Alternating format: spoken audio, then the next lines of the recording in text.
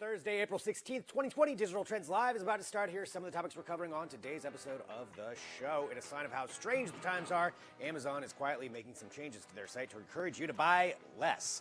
We'll tell you what the changes are and why they're making them. And we'll also be joined by our gaming editor, Lisa Marie Segarra, to bring you up to date for the latest news in the gaming world, including a potential for shortages of the Sony PlayStation 5. We'll also be joined by former basketball star and current ESPN analyst Jay Williams to talk about how he is broadcasting during quarantine and how he believes the NBA could move forward. And it's Thursday, which means Erin Keeney will be joining us for another edition of Real News, where she'll fill us in on the latest Hollywood developments, including the possibility that more movies could be going straight to a digital release. All of that and more on today's episode of Digital Trends Live.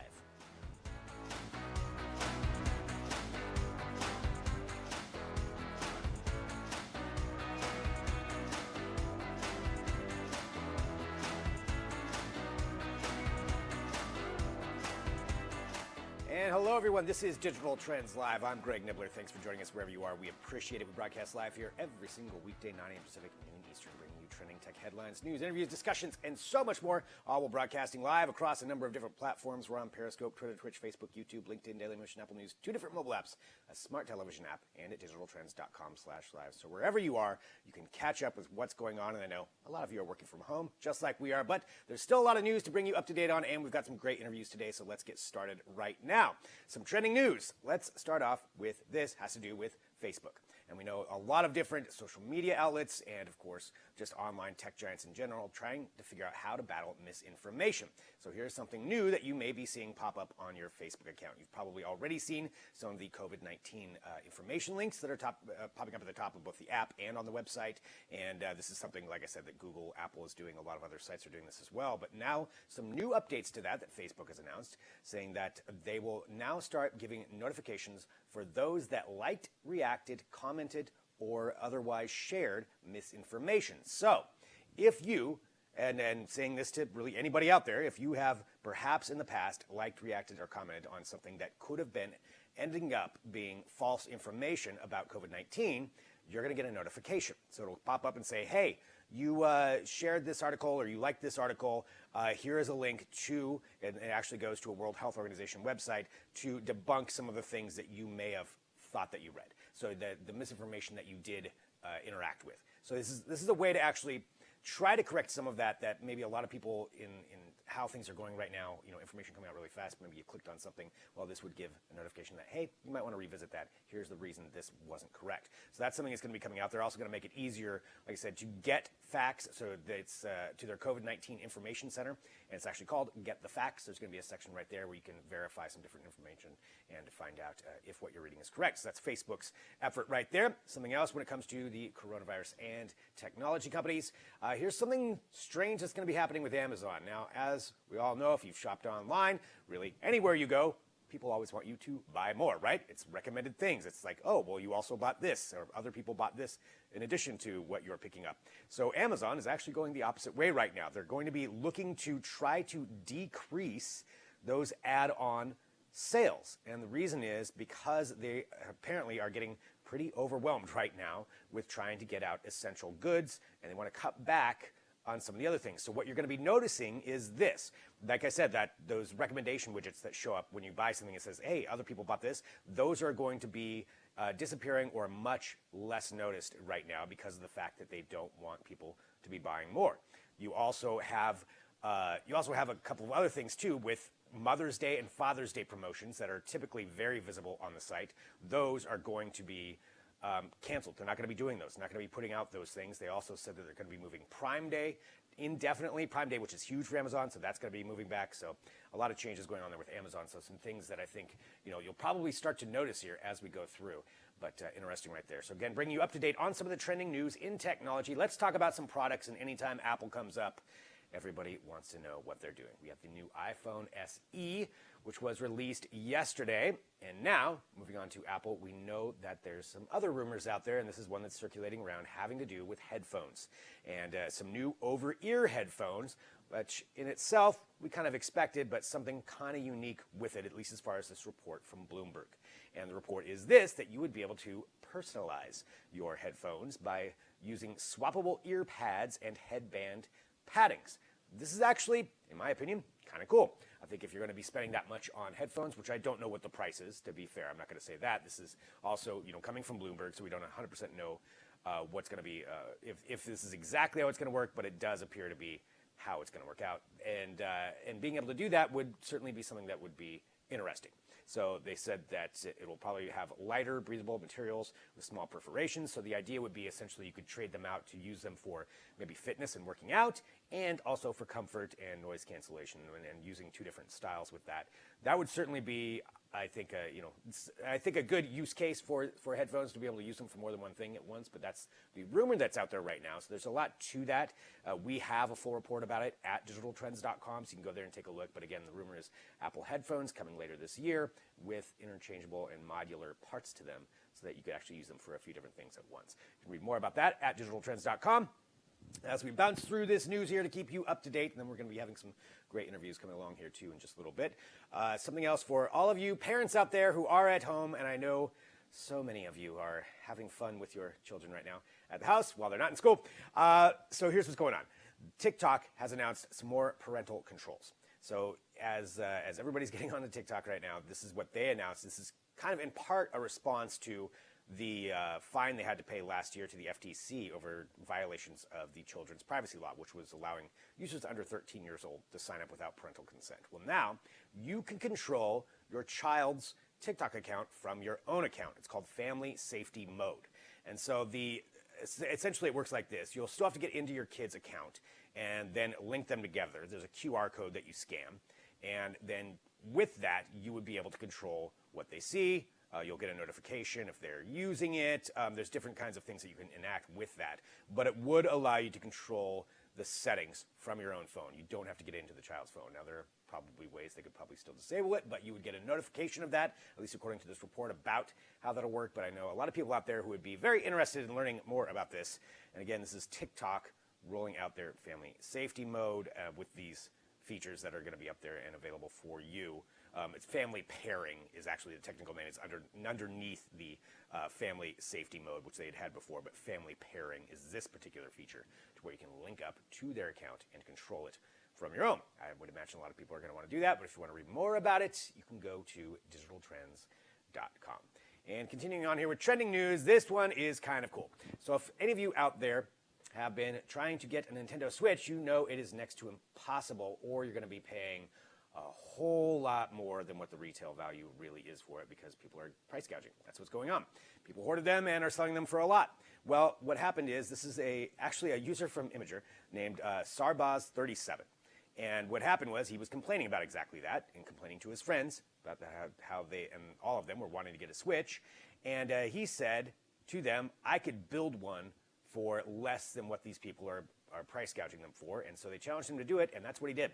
So for roughly $200 in parts, in spare parts that he ordered from China and other places, he was able to put together his own homemade Nintendo Switch. That's pretty incredible. There's the final product right there. It actually plays the games. You can plug them in. He put up the entire step-by-step way to do it online, so you can go there and take a look and see how he did it. If you want to have the patience, he said it took about a month to find all the parts and to get them for their good prices and have them shipped over here. But he was able to make one himself. I think that's pretty cool. So making his own Switch to get by during quarantine. All kinds of projects that people are coming up with. But you can read more about that one at digitaltrends.com. Hey, I'm going to let you in on a little secret. It's now time for the product of the day. Speaking of gaming, let's talk about this. You know, when you're at home gaming, sometimes maybe your chair isn't the most comfortable for it, but that's what our product of the day is. So this is the Respawn 110 Racing Style Gaming Chair. It is a reclining, ergonomic leather chair with a footrest. It's even got a footrest in it. That's right. So a couple of features here. This is, again, designed for gamified seating. So it's a race car style gaming chair that you have right there. It does look comfortable. It does have ergonomic support, so it's got an adjustable headrest and lumbar support pillows, as well as padded armrests for all-around comfort. It's got 4D adjustability, which means you can recline it or lower it. You have got a 90 to 155 degrees of tilt so that you can really get the exact action that you need. It's got full 360 degrees of swivel rotation. So if you really want to spin around, you can do that too. And it's also got upholstered in bonded leather in bold contrasting colors, but maintains a professional look, according to them. So there it is. That is definitely a professional look. So that is the Respawn, and that is something that you can pick up right now. That is our product of the day. Take a look right there at that link below me. Click that link. Check it out. We're all going to be at home, probably for a while, and a lot of people are gaming, so that's something that I think would help out a lot. All right, well, speaking of being at home and just the way that things are moving right now and the way that people are trying to respond and governments are trying to respond, up next we have Lieutenant Governor of Michigan, who's going to join us to talk about how Michigan is responding and how they're trying to help out businesses and some different initiatives that they have going in response to COVID-19 and the threat that it has. So that's going to be next. We've got Jay Williams also on the way. We've got Lisa Marie Segarra. All that's coming up, so stick around. Back here in a minute with more Digital Trends Live.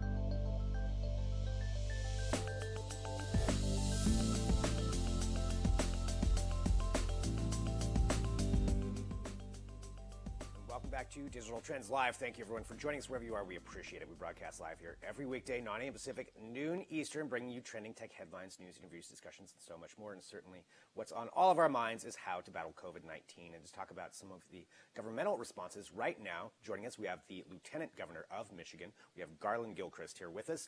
First off, thank you so much for joining us here today. Appreciate you being a part of the show. And to start off, maybe you can give us just a little bit of an update on how Michigan is responding to some of the things that are happening there in your state.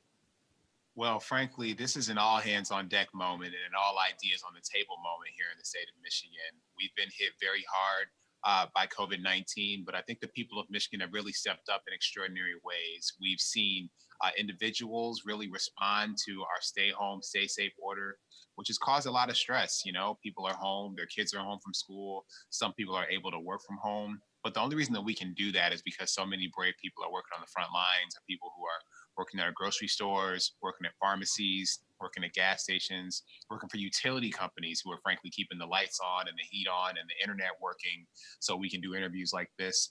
They're really to be commended. And so we're doing everything we can to make sure that everyone can stay safe and we can save as many lives as possible. And I'm also proud of the way the companies are stepping up in an extraordinary way too. Yeah, and speaking of the company side of things, I think that's something that's a concern for a lot of people is just how governments are responding to help out businesses in certain situations. I mean, this is something that's affecting a lot of different states. How is Michigan doing this in responding to businesses?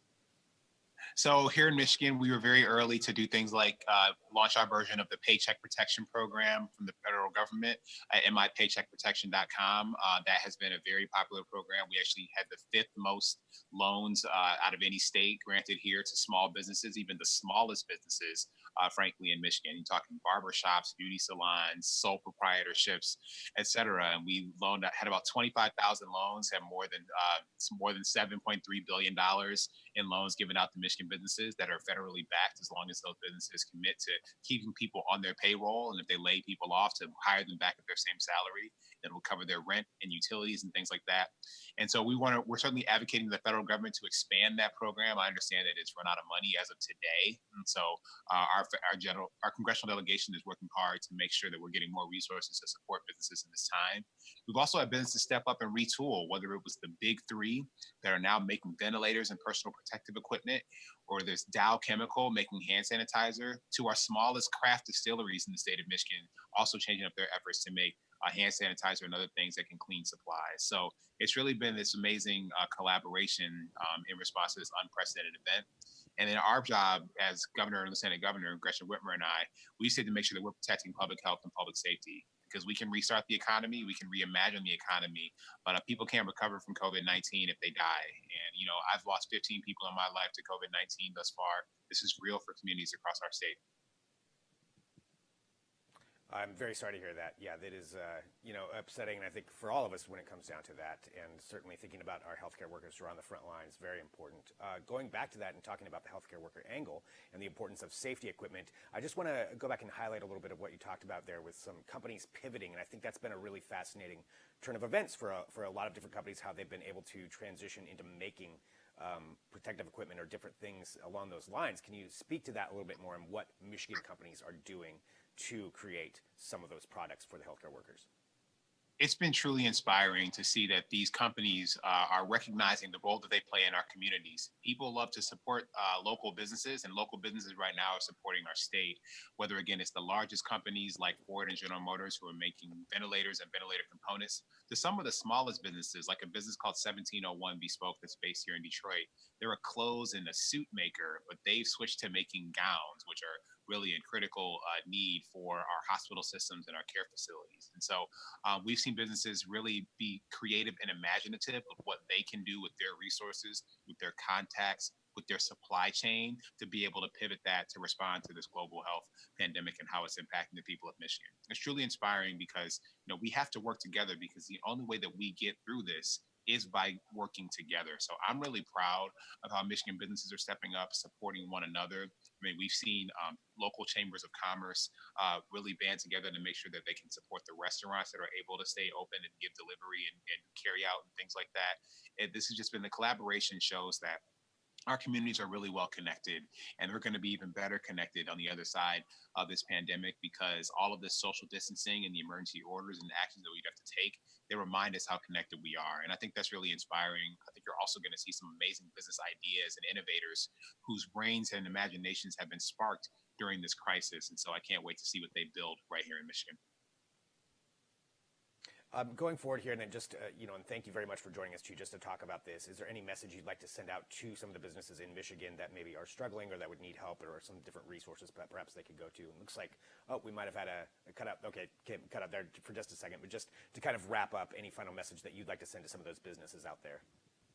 Absolutely. First of all, make sure that you're doing everything you can to protect the people who work in your business. Make sure that they either are able to work from home safely, or that if they have to come into work in a physical way, that you have the equipment that they need and that you have social distancing measures in place.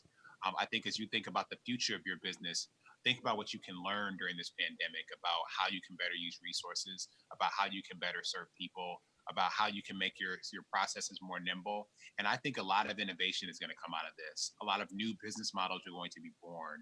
A lot of businesses are going to understand that maybe they did not need the physical assets that they had previously to deliver value for their customers. And I think there's going to be a lot of growth and innovation that comes from this. And that is very exciting, because in order for us to be resilient, we have to have resilient and creative businesses. And we have plenty of those in spades here in the state of Michigan. So I'm proud to see what they'll build. Well, Lieutenant Governor, I want to say thank you very much for joining us here today to talk about this and to share your story and what's going on in Michigan. Certainly something that we can see, all across the country as people are responding different ways to try to battle this and, like you said, come together. And we appreciate you being here on Digital Trends Live to talk about that. Thank you so much. Thank you for having me, everyone. Stay safe. You too. All right, there we go. So that's the Lieutenant Governor of Michigan talking about Michigan's response and some of the different things they're doing in association with businesses. And we talk about a myriad of topics here on Digital Trends Live. Coming up next, we're going to talk about gaming, because we have Lisa Marie Segarra, who's our gaming editor, who's going to be joining us to bring us up to date on some things in the gaming world that have been happening this week. Certainly a lot of exciting things. Some news about PlayStation 5, though, I understand, is coming up. So stick around. Back here in a minute with more Digital Trends Live.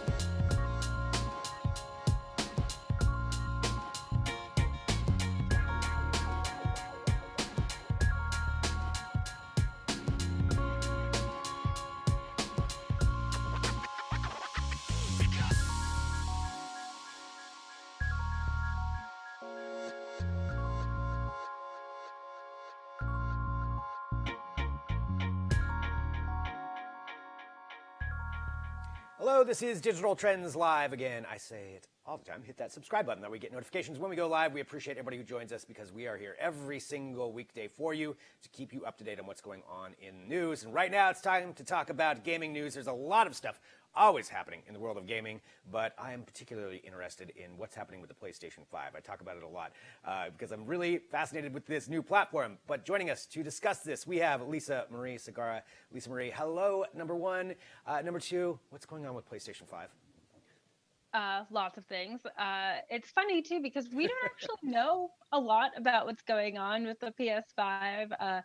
Sony's been really quiet about it, but we do know now that there's probably going to be a shortage. And amidst the toilet paper, paper towels, mass shortages, now we have to worry about the PlayStation 5.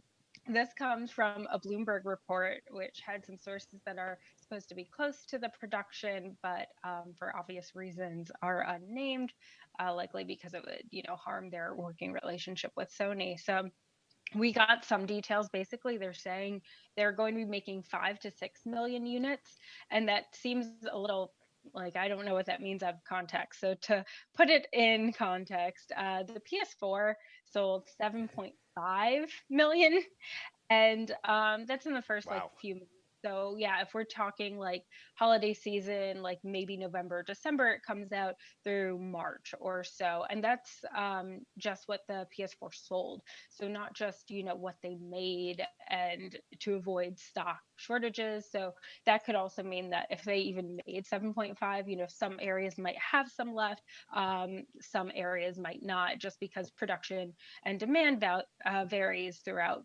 different regions. So if you're making 5 to 6, that's significantly less. That said, it seems like the price might be more expensive. So maybe less people will buy it and it won't be a problem anyway. um, so right now, the Bloomberg report has it at $500 to $550. And again, putting that in context, if you want to pick up a PS4 right now, it's 300, and the PS4 Pro is 400. So it's definitely more, which isn't surprising. But the PS4 came out at around 400, and the PS3 came out at 500.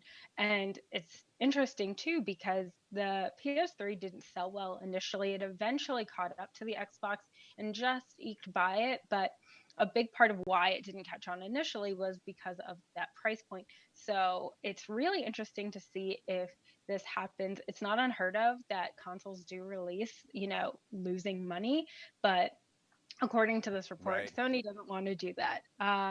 But if you want to hold yourself over, they did announce Sony will be giving away some games for free to PlayStation users. So it's part of their Play at Home initiative. Obviously, lots of us are staying home. And that means, people want to play games. So you can get the Uncharted collection, which has all of the Uncharted games, or Journey, which, is a fun game to explore. So hopefully that will ease your concerns over the PS5 for a bit. Yeah, free games is always good. I mean, I'm definitely downloading them regardless. That's pretty awesome on that part. Going forward here, taking a look at some of the other news that's happening. Gamescom 2020. So again, as we see all these events get canceled further out, this one's moving to online. Is that what they're doing? Yeah, I mean, it's not super shocking that they are canceling it. It was set to take place between August 25th and 29th. And while some people are hoping that by that time things will look very different, it seems like it might not be the best time for a convention where there are thousands of people. So Germany has an Yeah. event ban going on. And this also includes, larger events like Gamescom 2020, and it was just extended to August 31st. So it's definitely out. But the Gamescom organizers said that they are going to do it digitally. So, if you were really looking forward to it, you can still check it out online, like most fans do anyway. So not all is lost. Right. Yeah, I think we'll probably see a lot more going that way too. Something else for people at home: Pokemon Go remote raid passes. What is the news on that front? Well, they exist. It's the latest change that they're making to make it more accessible. Pokemon Go is obviously the kind of game that you go outside to play. That's the go part of it. And when it Right. first launched, everyone was walking outside with their friends, and now that's not really an option.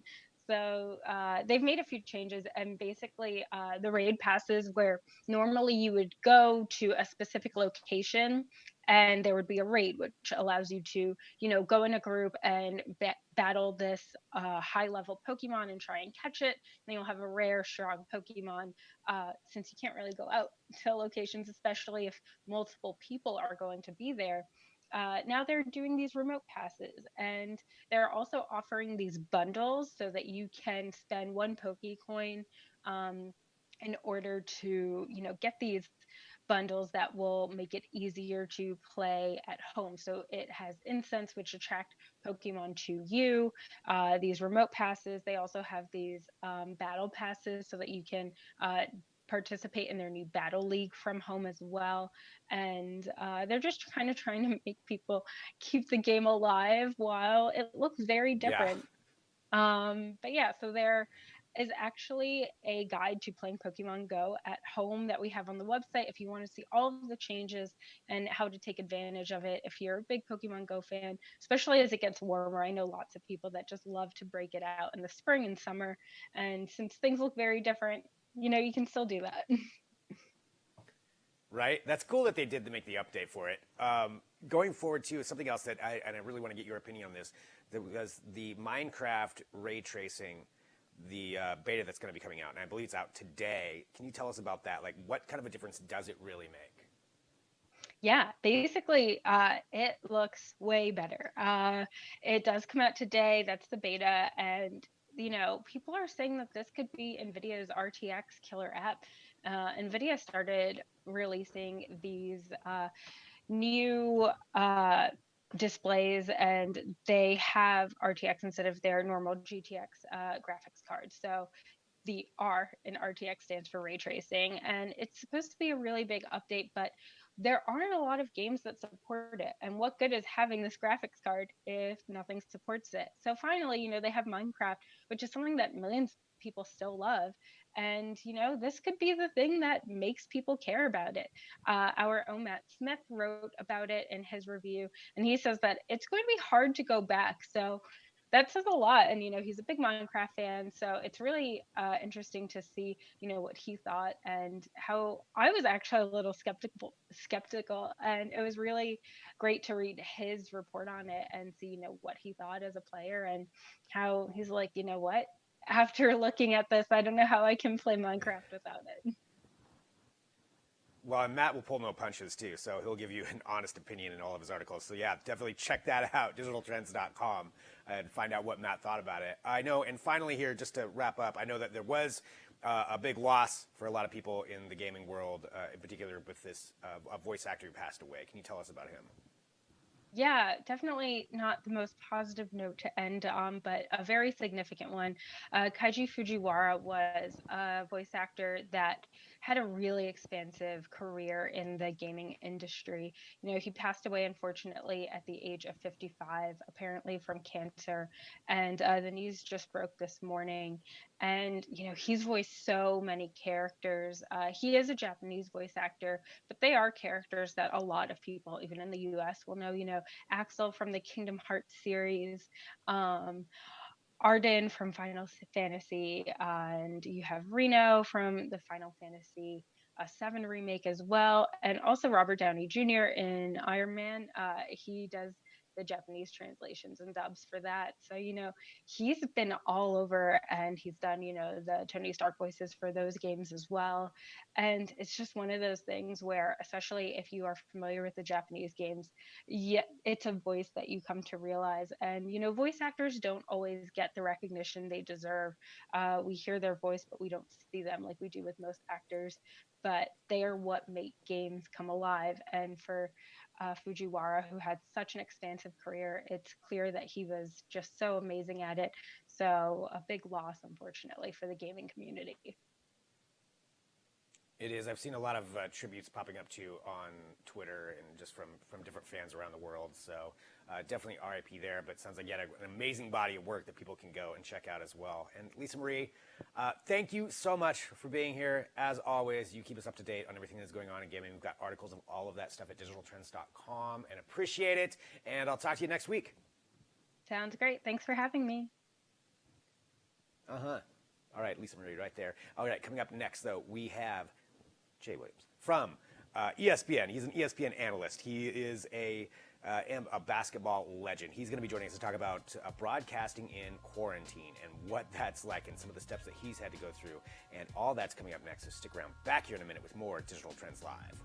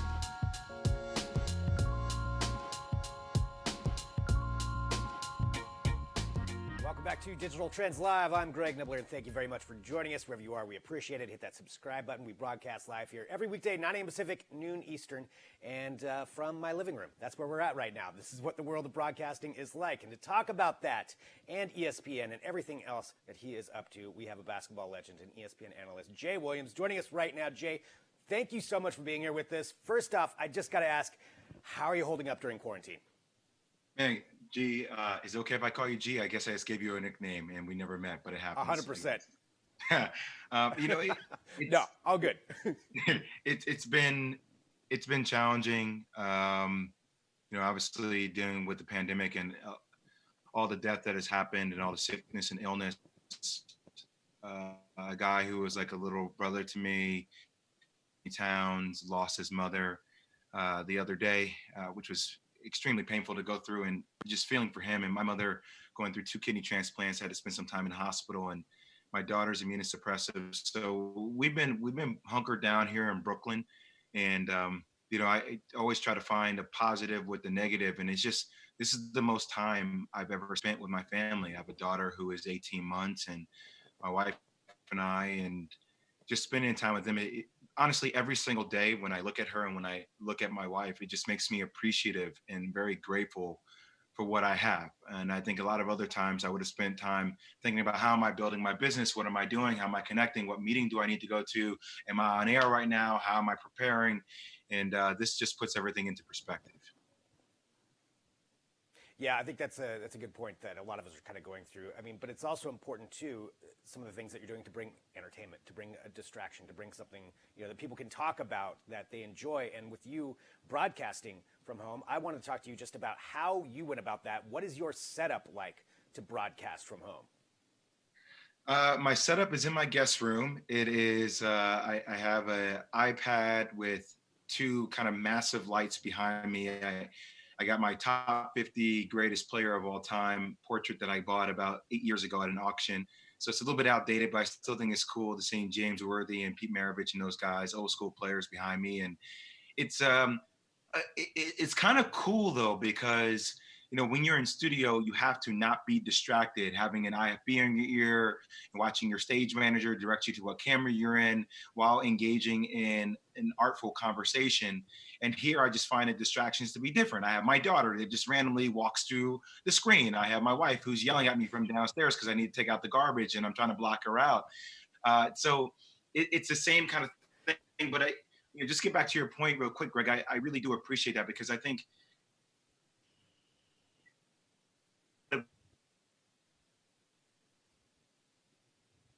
like Jay's cutting out just a little bit there. I think we're okay. It looks like you might have frozen, which again is part of the issue. Right? We're all broadcasting remotely. Not the engaging conversations that you have via social media almost take your brain away from.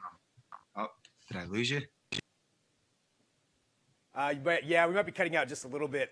I'll wait till you get settled down there, and we'll get Jay back on. But again, Jay Williams, who's talking to us, broadcasting remotely, and this is part of the thing too. When you see all of these shows that are going on, we're all trying to figure out as we go, because nobody really had a plan going forward for this. So sometimes the internet gets a little choppy on that. But to speak to his point, I'm glad that he brought up the 50 NBA. Okay, we got Jay back on the line now. Hey, Jay, are you still there? I'm still here. I'm sorry. Internet. Who would have thought? No, it's what we all have to deal with right now, right? That's exactly what we're talking about, broadcasting from home. Like, these are some of the challenges that come up. Going back to what you were talking about too, just broadcasting from quarantine. I guess what I wanted to do is, you brought up your 50 greatest players poster, because that's what I was going to ask you about, which I think is awesome. But with that, talking about the NBA, let's switch to that. How do you think the NBA can go forward and carry on with the rest of this season? Honestly, Greg, I don't. I think it's going to be too challenging, as my daughter's screaming in the background. That's what we talked about before. I think it's going to be really, really challenging and I originally came out with the idea about, how do we do something that is, how about a cruise ship or something to that extent? And wow, my daughter is really ripping it back there. So, it's one of those things where I just realistically don't know, guys, how we can bring all these people to one location, and how I can tell guys that they need to be quarantined away from their family for an extended amount of time. I think honestly, we're going to be in a really weird predicament until we're able to find a vaccine, frankly. Yeah, so where it's just kind of up in the air when it comes to that. Looking at what some other leagues are doing, when you look at what Major League Baseball is doing, and even NASCAR with their, but MLB with their MLB The Show, 30 players from 30 different teams. I mean, I know Kevin Durant had his NBA 2K players only thing. Do you think that something like that would be something that the players would be open to, doing something along those lines, moving it online? Yeah, maybe. I mean, but we've seen what the Kyle Larson experience can be like. I mean, I'm saying I know it's extreme, but I Yeah. think once you just open up live streaming and then guys are engaging in conversations, it's not a controlled environment. And I think that's entertaining to a degree. But I mean, I know fans still want to see people that are participating in live events. It's just realistically, I don't. When you think about sports like golf or tennis, social distancing can naturally be in those places to watch those kind of events. But in events that have athletes that are literally doing hand-to-hand combat in a degree, you take that away. So I think that becomes extremely challenging. And then, I think the main question that you have Adam Silver, Roger Goodell, a lot of these guys asking if they get to this point is, if we do have to self-quarantine these individual players, like if you're a guy who's making $25-30 million a year, if you have received 90% of your salary, Greg, I don't know if I want to leave my family. I don't know if I want to leave my family for 2.5 Right. months. I don't know what's going to happen with unemployment. It was 25 million today. It's like, does that number go up? Do we see more looting? Do we see more robbery? I don't know if I want to leave my wife and my kid alone during those times. So I think it's a very challenging time all the way around for athletes and people in general. Yeah, I mean it is, and staying connected, I think, is one of those things that's really important for people right now, and figuring out how to do that in some of the best ways. And so, Jay, let me ask you, what kind of apps, what kind of programs are you using to stay connected right now? Well, apps and programs. I mean, obviously, even though Zoom is going through a lawsuit, I think I've been on Zoom more than ever. I think that's probably been the primary one that I've been on. I still use traditional forms of social media. And to be honest with you, I think I'm gonna have a throwback for you, Greg. I've been calling a lot of people. Been calling a lot of people that I do not know. I've been getting their number through all these different social platforms, and I've been connecting now more than ever. And I know some people may think that's a little bit weird, but I think obviously as technology is expanding, I think we kind of lose sight of the traditional ways of just communication. I think so many things can get lost in translation. And I'll give you another example. I was having a conversation with Mike Greenberg on ESPN on Get Up, and we had context to this conversation. And the conversation said, if we get back to a better place, and we're talking about July or August, can you see guys playing? Because it was coming up a comment that LeBron had said about, I don't think their experience, a sporting event could be without fans. And I said, I hope players, if we get back to a great place, can understand that there's so many bigger things out there than just playing. People are passing away. So as long as the environment's safe, yeah, I would love to see you to play and to take people's minds away from the deaths that they're dealing with or all this pain. But also in that clip, the context of the conversation doesn't get put out into the ethos of the internet, just the clip does. And it looks like the clip is having me imploring, athletes to come out and just to play right now, right here and there, regardless of the time. And things get blown out of proportion. I find that the more conversations I have with people and provide them context and talk through emotions instead of them just hearing it in a 2-second or 4-minute clip, it just makes the world of a difference. And I feel like we lose that a little bit. That's an interesting point, bringing up social media and just how things can be taken out of context. For your playing career, do you think you are better or worse for having not played during the social media era? Well, I think I am exponentially better because I was able to grow without dealing with the static of everybody else's voice around the decisions I made. Now, I had to deal with that with my accident to a degree, which is why I think I can really relate to people in this social media time. But what we do in media is, and it's hard because we kind of live in a vacuum at times, and you have to say a point right then and there about what somebody is experiencing. But I don't know all the factors that go into people's decisions. I don't know the context of their life or what decisions ultimately led up to that point. You're just giving your perspective on that point itself. So look, for me, I was able to grow and I was able to find my own way without being worried about what other people thought. And I think that helps me deal with my own emotions. Whereas today, I think it's way more challenging for younger people to actually sit and spend time with themselves about why they think what they think, because you're constantly lost in the matrix of, trying to understand what other people think of you and trying to change that perception of yourself instead of just dealing with it internally. That's an amazing answer that you just gave right there. 100%. Talking about that, going to your phone, just to talk about the tech side of things for a minute. I saw you have it there. What are the apps that you are using the most right now? Political, The Economist, stuff like that. Don't judge me on this, but I've been playing a lot of chess online. So I've been, Lichess I play chess online with a bunch of friends. A whole bunch of stuff between Cam Scammer, my OTA Verify, because I want to make sure that things are going through 2 and 3 forms of protection before I open up emails and things of that sort. So I think, Authenticator, I know these are, weirder things that people may not understand. But for me, I think there's one of the areas that I've kind of been lost in, that I've invested in, became a partner in a group called Edgewood Select, is just the whole risk mitigation space. Is something as we continue to expand technology-wise. I've seen it with ransomware. I've seen it more with some of these catastrophes that have happened through natural disaster. And I have to be frank with you, man, even with Zoom, the privacy on a lot of this stuff is you're just out there.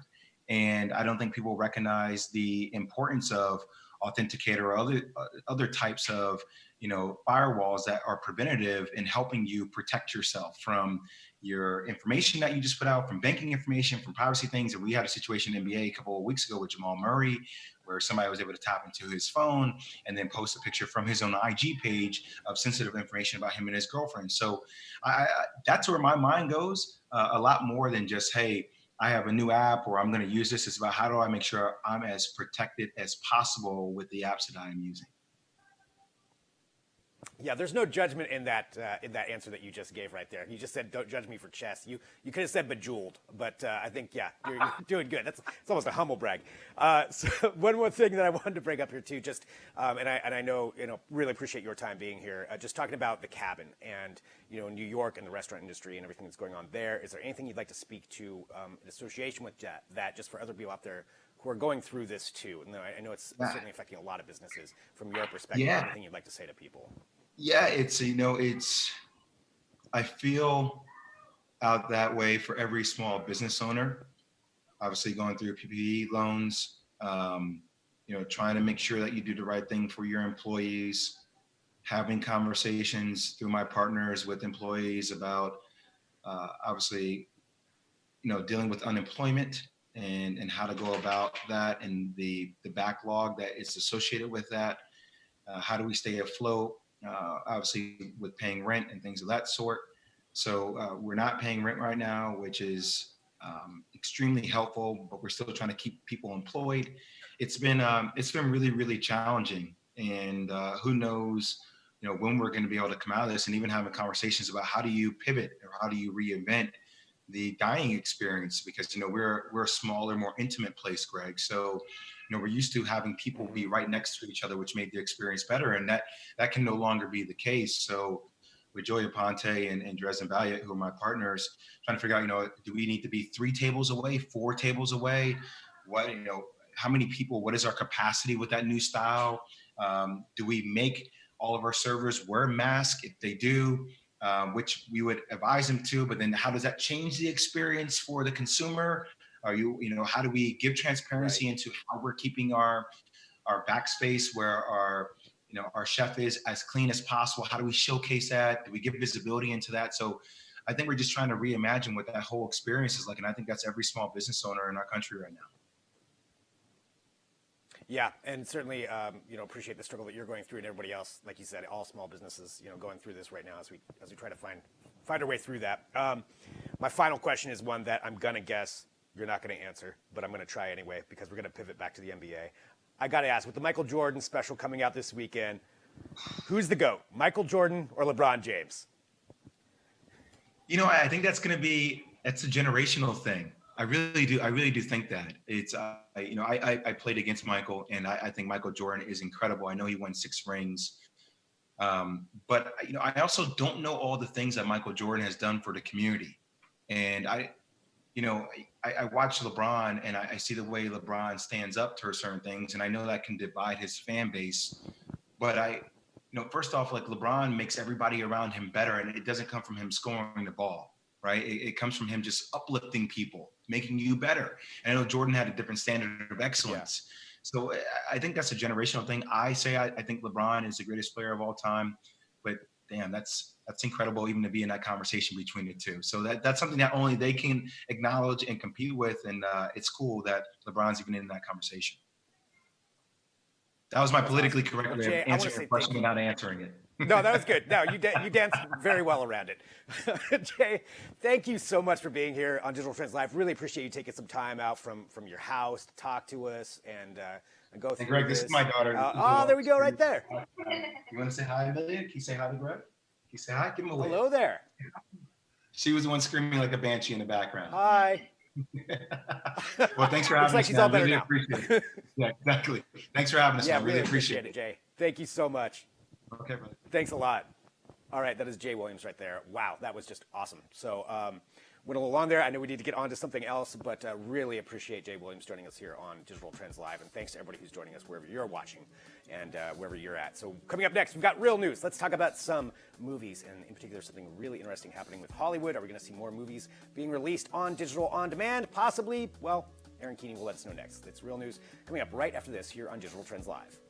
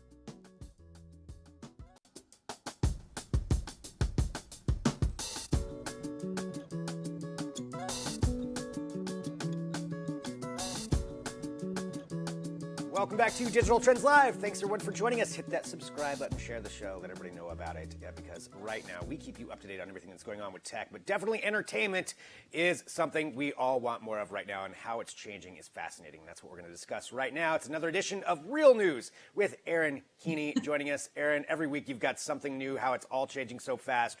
What is the latest news that we have here?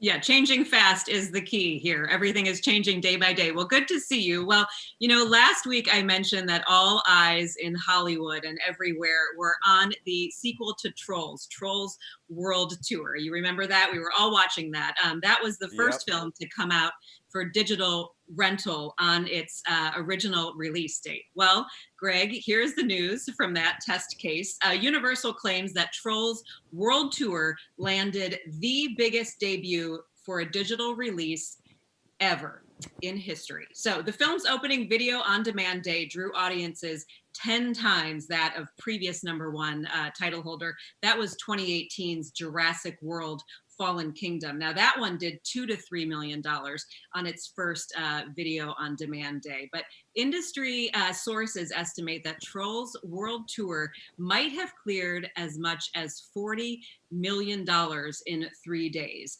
To give you an idea, that's a pretty impressive number kind of on its own. But just to give you an idea, we can take a look at Avengers Endgame, obviously such a profitable movie, such a big hit.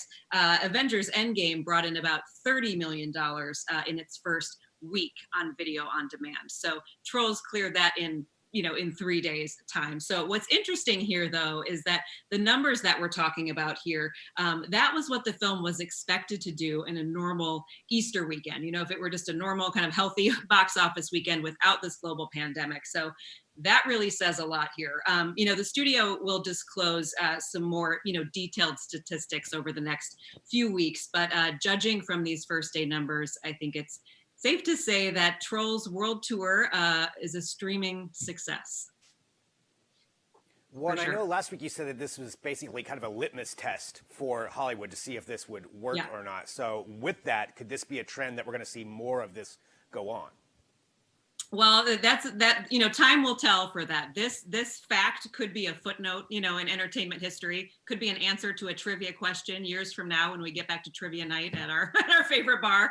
But it also could be the start of a tidal wave of change for theaters. This is probably not the news that movie chains around the world wanted to hear right now. I mean, like you and I growing up and going to movie theaters, that all of us grew up going to, that a lot of us were still going to as of February, they're really in dire straits right now. AMC, for example, one of the biggest movie chains in the country, they're $4.9 billion in debt right now, making us wonder if, AMC will soon claim bankruptcy, if Landmark and Regal Cinemas are next there. So what's interesting though, it's kind of hard to follow right now because on-demand metrics, they're not reported as aggressively and kind of specifically as box office numbers. So we still have to wait a bit to kind of see how these numbers really play out over the next few months. But like I said, the studio Universal could disclose the stats in the next few weeks to give us a better idea. But like we said, the bigger question is here, will the success of Trolls World Tour, is it going to change everything? Are other big studios going to look to this now, follow their lead, bring their big films, to on demand way earlier than schedule? Or are there going to be the studios that kind of hold out and say, no, we're going to wait. We're going to wait and maybe have that hope that movie theaters are going to kind of come back and reopen. So we'll just have to see. Yeah, definitely interesting. And like we just said at the beginning, it changes all the time. So who knows, by next week it could be completely different. But looking at the streaming side of things, we do know, there's some more stuff happening with that because we're all looking at more streaming content and understand there was another one here this week. Yes, there is a new streaming service. So this week, industry giant NBC Universal is rolling out a preview of its new streaming service called Peacock. I'm sure you've seen a lot of the advertisements for this with the cute peacock. The national rollout comes about 3 months ahead of schedule. This is a new ad-supported streaming service, and it's going to give millions of Comcast customers access to this treasure trove of about 15,000 hours of movies and TV shows. You can find current programming and classic titles and early access to late night shows like Seth Meyers and Jimmy Fallon. You can also dive into 30 Rock, Parks and Rec, my beloved SNL, which I love. I'm excited about that. It also features Universal's extensive film library, and extensive is the key word here. The rollout began yesterday, and it's going to be available to all Comcast subscribers by the end of the month. So Greg, talking about tests here, kind of a litmus test. This is yet another test. So, the streaming wars are getting more and more intense here as we all shelter in place. So this is going to see if this streaming model can be as viable as subscription services. So we're going to have to see for that too, and how customers respond to this new service. Right, like you said, the streaming wars are just crazy with more and more coming out. I know HBO has theirs. HBO Max is coming out here before too long too, so it's just a lot in there. Luckily, we are all at home though, wanting stuff to watch. Exactly. And speaking of that, what are some other recommendations for movies that you'd have for everybody? Yes. So once again, I'm trying to narrow this down, give a little an eclectic mix here of some things that are new streaming that you can watch this weekend. So first up is this new film called The Quarry. This was an official selection at this year's South by Southwest Film Festival. And this is based on the novel by Damon Galgut. So this thriller is going to take us into the wilds of Texas. And it follows a fugitive drifter who, after murdering a preacher, he heads to a small town to pose as the man that he killed. So now his congregation loves his sermons on forgiveness. So they're just falling in love with this guy. But meantime, the local police chief is suspicious of him. So he is on his on his trail. So we'll have to see what happens with that. The film stars Shea Whigham, who is kind of everywhere right now, and the Oscar nominee Michael Shannon, who's always great. He plays the police chief who is following this guy. And speaking of Shea Whigham, you might recognize that name or recognize his face from last year's Joker. And Joker is also now available to stream this weekend on Amazon Prime.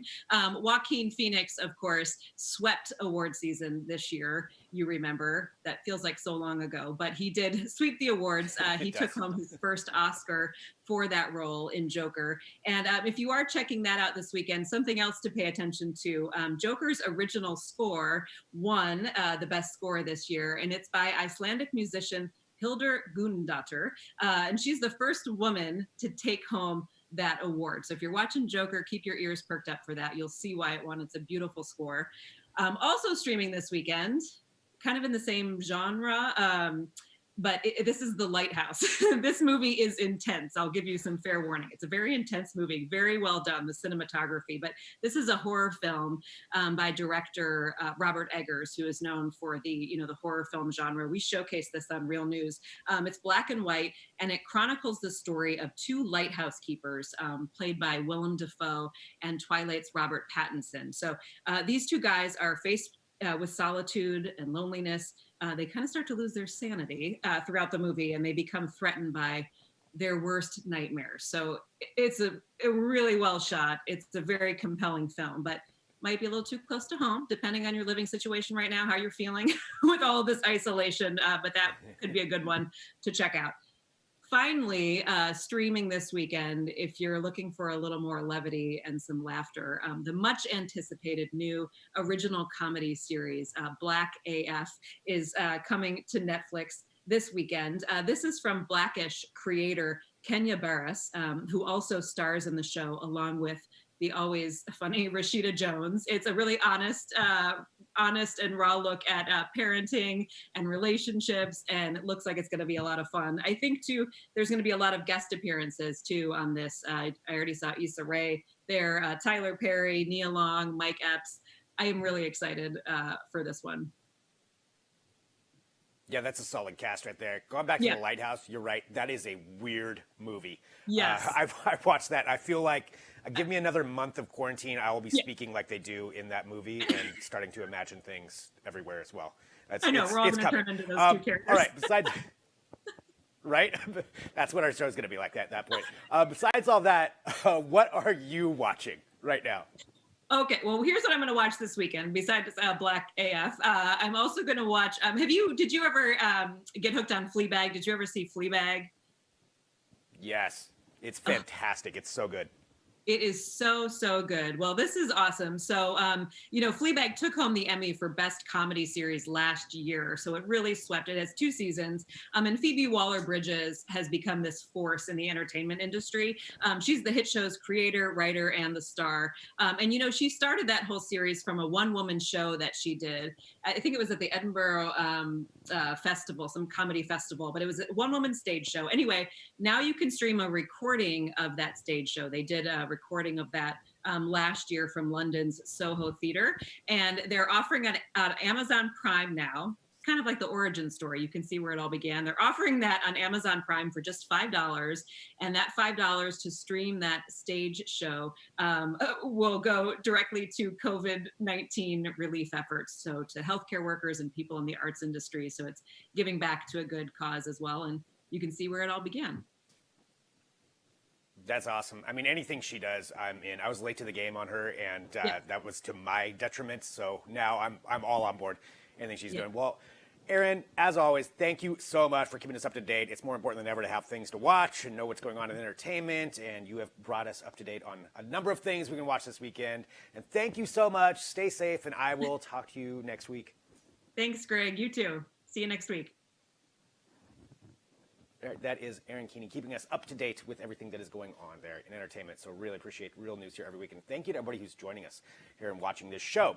Big thank you to Jay Williams. That was really incredible having him here on the show. And every day we have different guests and things that we're talking about. And that's why I want you to hit that subscribe button wherever you're watching. Tomorrow on the show, of course, we have Ken Young back for another edition of Tech Briefs. He is the technology editor for Flipboard. So he'll be joining us. Before we sign off today, though, I did just want to say something specific to, I know we've got a lot of people watching. I really do appreciate all of you. Shout out to Will Mahon. Thank you for tuning in, and just to let you know that we're thinking about you, and thanks for joining us. And thanks to everybody who's here watching this show, too. And we are here every day for you, so you can depend on that. So I'm Greg Nibbler, and I'll be right back here tomorrow with another edition of Digital Trends Live.